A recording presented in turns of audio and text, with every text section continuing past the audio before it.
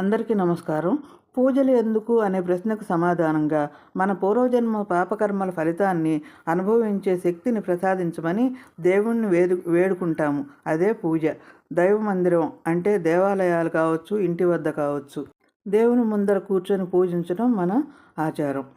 ఆస్తికులంతా దైవారాధన పట్ల ఆసక్తి కలిగి ఉంటారు.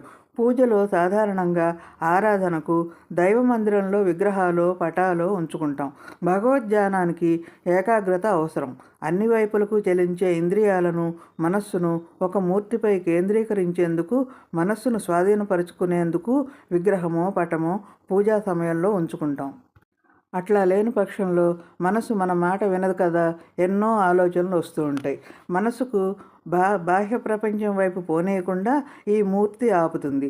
మనస్సును, ఇంద్రియాలను పట్టి ఉంచేందుకై పూజకు కంటికి ఇంపైన రంగురంగుల సువాసనాభరితమైన పూలను, చెవికింపుగా మంత్రోచ్చారణతో ఘంటానాదాన్ని, అగరవత్తుల ధూపం, గంధం, కర్పూరహారతి నాసికకు, నామ సంకీర్తనతో పాటుగా తీర్థప్రసాదాలు నోటికి తృప్తిని కలిగిస్తాయి. ఈ విధంగా ఇంద్రియాలు శాంతిస్తే మనస్సు స్వాధీనమవుతుంది.